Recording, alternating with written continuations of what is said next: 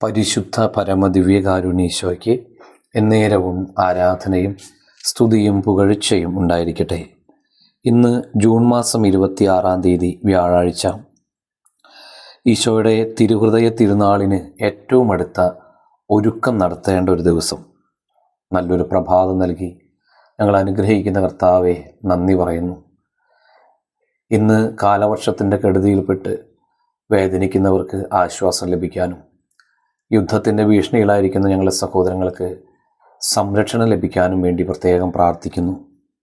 ഈശോയെ, ഞങ്ങൾക്കും ഇന്ന് അവിടുത്തെ ശക്തമായൊരു സംരക്ഷണം നൽകി പോകുന്നിടത്തെല്ലാം ഞങ്ങളോടൊപ്പം അങ്ങുണ്ടായിരിക്കണമേ എന്ന് പ്രാർത്ഥിക്കുന്നു. ലൂക്കാ സുവിശേഷം 8-ാം അധ്യായം 8-ാം വചനത്തിൻ്റെ അവസാന ഭാഗം ധ്യാനിക്കാം. തുടർന്ന് അവൻ സ്വരമുയർത്തി പറഞ്ഞു, കേൾക്കാൻ ചെവിയുള്ളവൻ കേൾക്കട്ടെ. വിതക്കാരൻ്റെ ഉപമയാണ് ഇന്നത്തെ പശ്ചാത്തലം. കർത്താവിൻ്റെ വചനം വിതയ്ക്കപ്പെടുന്നത് എല്ലാവർക്കും വേണ്ടിയാണ്. എല്ലാവരും അവ കേൾക്കുന്നുമുണ്ട്. പക്ഷേ ഫലം പുറപ്പെടുവിച്ചത് വളരെ കുറച്ചു മാത്രം. സാധാരണ കാര്യങ്ങൾ കാതുകൊണ്ട് കേൾക്കാം, എന്നാൽ വചനം അസാധാരണമാണ്. അത് കേൾക്കേണ്ടത് ഹൃദയം കൊണ്ടാണ്. എങ്കിലേ അവ ഗ്രഹിക്കാനും തുടർന്ന് ഫലം പുറപ്പെടുവിക്കാനും നമുക്ക് കഴിയൂ.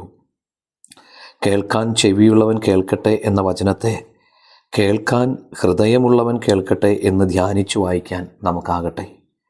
നമുക്ക് പ്രാർത്ഥിക്കാം. നിരന്തര പരിശ്രമങ്ങളിലൂടെ ഞങ്ങളുടെ ഹൃദയങ്ങളെ നല്ല നിലങ്ങളാക്കി മാറ്റാൻ കർത്താവെ ഞങ്ങളെ സഹായിക്കണമേ. എല്ലാവർക്കും നല്ലൊരു ദിവസം ആശംസിക്കുന്നു.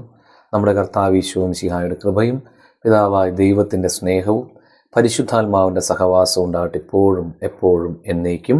ആമേൻ.